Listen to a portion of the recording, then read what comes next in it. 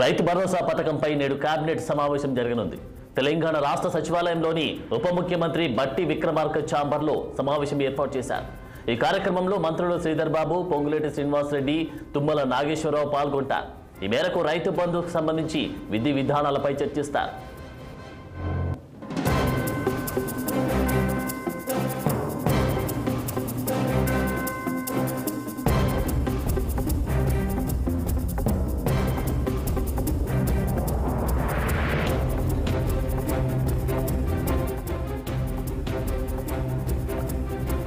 రైతు భరోసా పథకంపై నేడు కేబినెట్ సమావేశం జరగనుంది.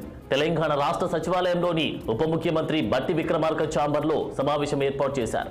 ఈ కార్యక్రమంలో మంత్రులు శ్రీధర్ బాబు, పొంగులేటి శ్రీనివాసరెడ్డి, తుమ్మల నాగేశ్వరరావు పాల్గొంటారు. ఈ మేరకు రైతు బంధుకు సంబంధించిన విధి విధానాలపై చర్చిస్తారు.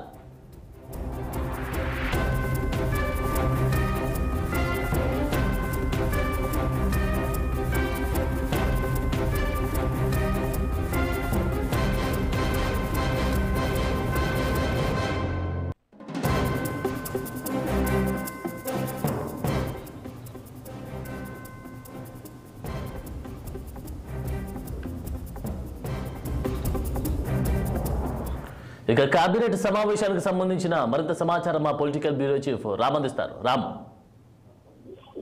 Good morning Anand. ఏదైతే రాష్ట్ర ప్రభుత్వం రాష్ట్రంలో రైతులకు అందిస్తున్న రైతు భరోసా, రైతు బంధు పథకం సంబంధించిందో ఇప్పటికే కొన్ని అనేక వార్తలు వస్తూ ఉన్నాయి. ఈ వార్తల నేపథ్యంలో రైతు బంధు అసలు ఎవరు అర్హులు కాదు, ఎంతమంది ఏ స్థాయిలో ఆ రైతు బంధు అందించాలి దానిపైన విధి విధానాలు రూపొందించేందుకు ఇటీవల జరిగిన రాష్ట్ర కేబినెట్ సమావేశంలో సబ్ కమిటీ పెట్టారు. ఈ సబ్ కమిటీ చైర్మన్ గా రాష్ట్ర ఉప ముఖ్యమంత్రి బట్టి విక్రమార్క ఉన్నారు. అందులో సభ్యులుగా మంత్రి శ్రీధర్ బాబు, తుమ్మల నాగేశ్వరరావు, పొంగులేటి శ్రీనివాసరెడ్డి నలుగురితో కలిసి మంత్రుల సబ్ కమిటీ నియమించడం జరిగింది. ఈ సబ్ కమిటీ వాళ్ళ ఉదయం 11:30 గంటలకు సచివాలయంలోని ఉప ముఖ్యమంత్రి బట్టి విక్రమార్క ఛాంబర్ లో సమావేశం అవుతుంది. ఇప్పటికే గత బీఆర్ఎస్ ప్రభుత్వం 10 ఏళ్ల కాలం పాటు రైతు బంధు ఇచ్చిన సమయంలో మొత్తం అన్ని రకాల రైతులకు కూడా, అన్ని బిజినెస్ ఉన్న రైతులకు కూడా రైతు బంధు ఇస్తుంది. అది సరైన పద్ధతి కాదు. దానివల్ల రాష్ట్రానికి భారీ ఆదాయం పొందుతా ఉంది. అయితే 5 లక్షల లోపు ఇవ్వాలనేది ఒక ప్రభుత్వం ఒక ఆలోచన చేస్తా ఉంది. 5 ఎకరాల లోపు రైతులకు ఇస్తే ఎంత బడ్జెట్ వస్తుంది, 10 ఎకరాల లోపు ఇస్తే రైతులకు ఎంత బడ్జెట్ అంచనా వస్తుంది దానిపైన ఈరోజు కసరత్తు చేస్తారు. అయితే 5 ఎకరాల లోపు ఉన్న రైతులు దాదాపు 80% ఉన్నారని చెప్పి, 10 ఎకరాల లోపు ఉన్న 90% ఉన్నారని చెప్పి ఇప్పటికే ఒక అంచనాకు వచ్చింది.